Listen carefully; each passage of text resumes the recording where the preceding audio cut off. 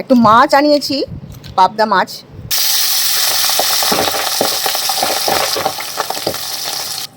এই দুটো একসাথে আটকে গেছে, আমি দিয়ে দিলাম। এই হলো আমার ছোট মেয়ের আজকের লাঞ্চ থালি।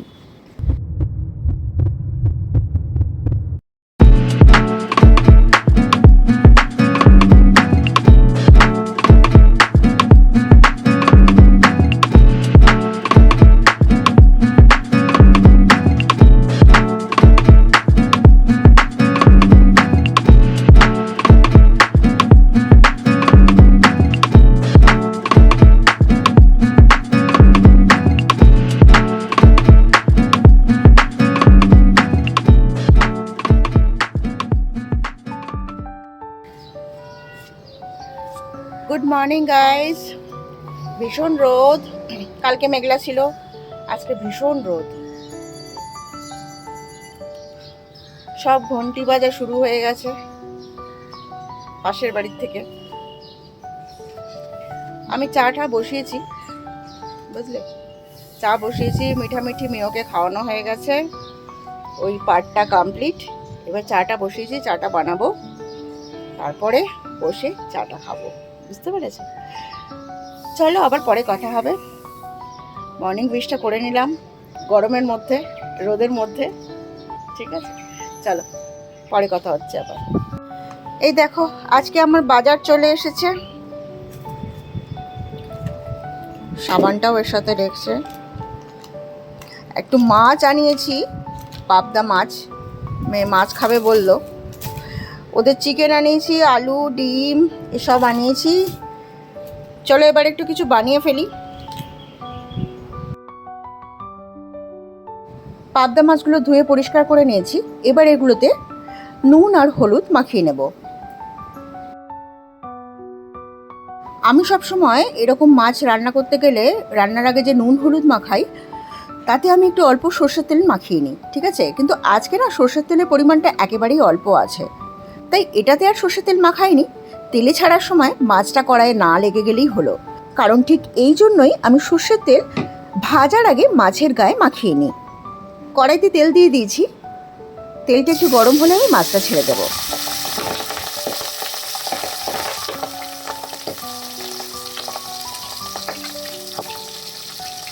মাছটা দিতেই তেলে কীরকম ফাটছে দেখেছো তো?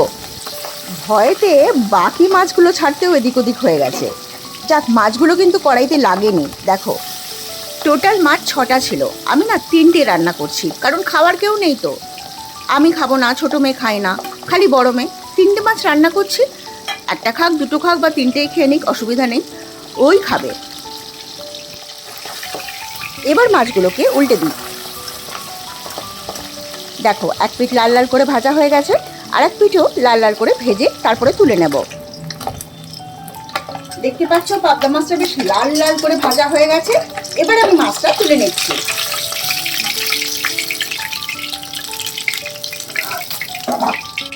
আর এই তেলেই এবার আমি একটু কালো জিরে ফোড়ন দিয়ে দেবো।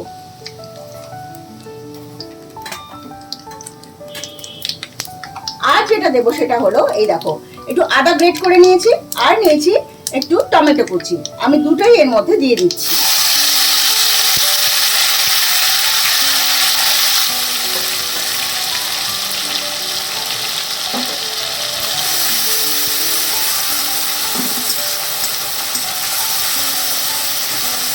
এবার এর মধ্যে একটু নুন দিয়ে দিচ্ছি,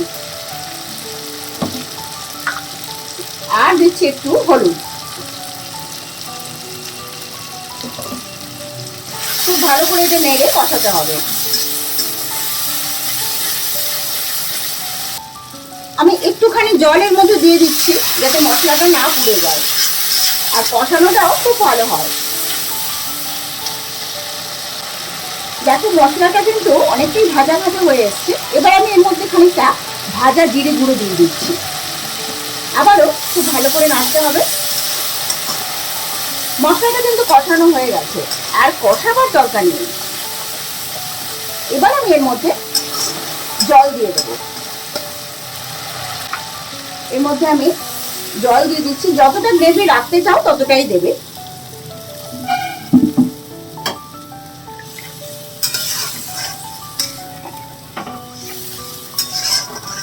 এবার ঝোলটা একটু ফুটলে আমি এর মধ্যে মাছগুলো দিয়ে দেবো। দেখো ঝোলটা কিন্তু অনেকটাই শুকিয়ে এসছে। এবার আমি আঁচটা কমিয়ে এর মধ্যে পাবদা মাছগুলো ছেড়ে দেবো। এই দুটো একসাথে আটকে গেছে, আমি দিয়ে দিলাম। ঝোলের মধ্যে পড়লে পরে ছেড়ে যাবে।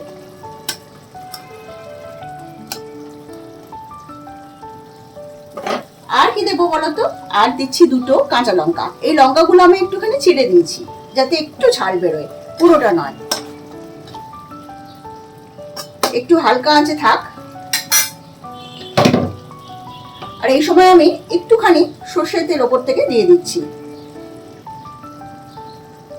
একদম সামান্যই দিলাম।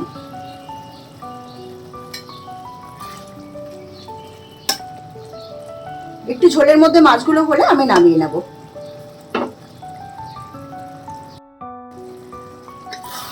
পাবদা মাছ রান্না কিন্তু আমার কমপ্লিট।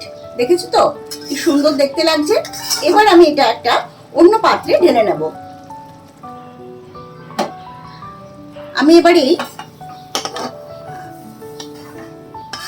ছোট্ট পাত্রে এটা ঢেলে নিচ্ছি।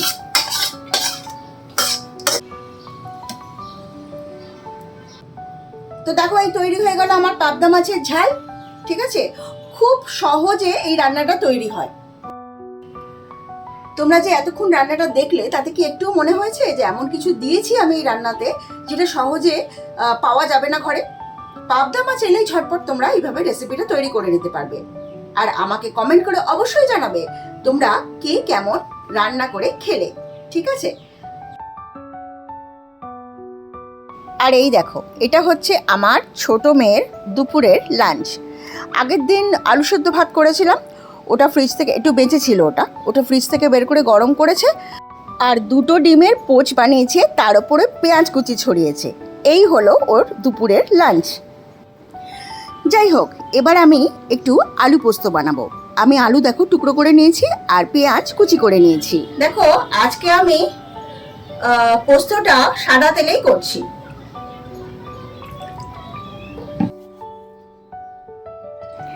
এবার আমি তেলের মধ্যে 5 ফোড়ন দিয়ে দিচ্ছি।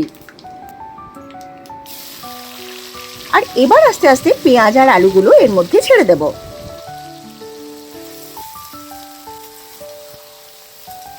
আর বলাই বাহুল্য, খুব ভালো করে নেড়ে নিতে হবে। আমি পেঁয়াজ আর আলুগুলো হালকা ভাজা ভাজা করে নেব। আর তার জন্য এটা খানিকক্ষণের জন্য ঢেকে দিচ্ছি। এরপর ঢাকা খুলে দেখো কিছুটা ভাজা ভাজা হয়েছে আর আলুগুলো সামান্য একটু সেদ্ধও হয়ে গেছে। এবার আমি এর মধ্যে পরিমাণ মতো নুন দিয়ে দেব। নুনটা পরিমাণ মতো দিতে হবে, কারণ এতে পোস্ত পড়বে তো।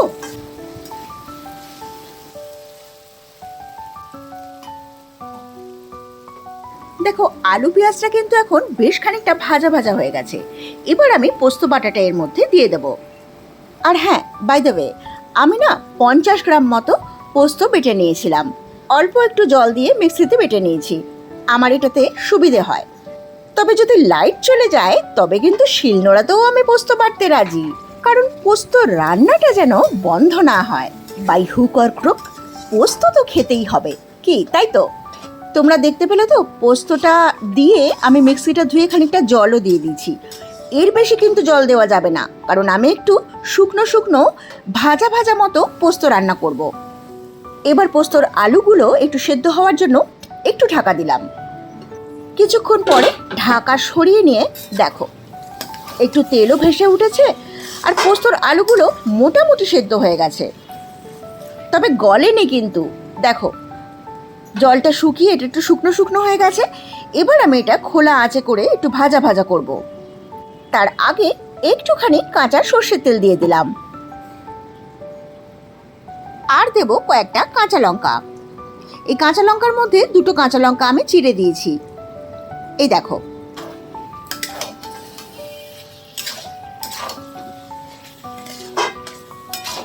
আমার পোস্ত রান্না কিন্তু প্রায় শেষের দিকে। আলু সেদ্ধ হয়ে গেছে, পোস্তটাও একটু জলটা শুকিয়ে এসেছে।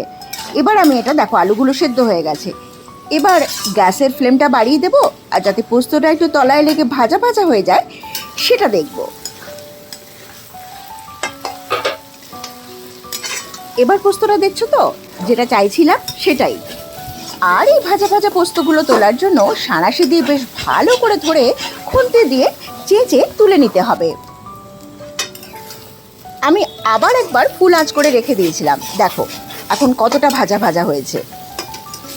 এটা পোস্তর সাথে মিলে গেলে, মানে এই ভাজা জিনিসটা পোস্তর সাথে মিলে গেলে যা সুন্দর খেতে লাগে তোমাদের কি বলবো। তোমরাও বানিয়ে দেখো ঠিক এরকম করে। এবার আলু পোস্ত রান্নাও আমার কমপ্লিট। এবার অন্য পাত্রে ঢেলে নেব।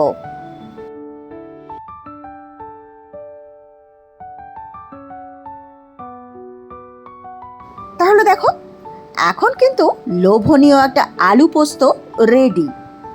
ভাত আর ডাল নিয়ে বসে পড়লেই হয়, কি বলো?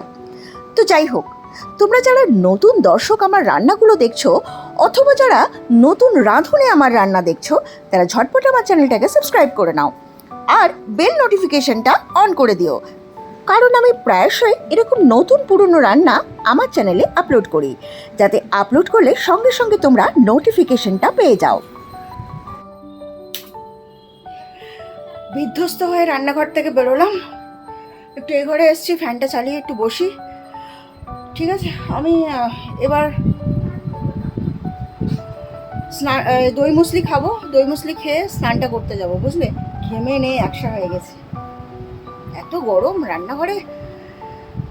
যাই, নিজের খাওয়াটা কমপ্লিট করে যাই, তারপরে তো রেডি হতে হবে, আবার বেরোতে হবে, বুঝতে পেরেছো?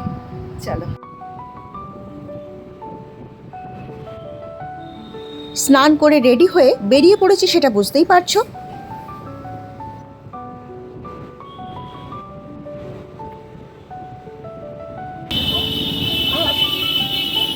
বুঝতেই পারছো পৌঁছে গেছি, এবার এত আবাদ রাস্তায়।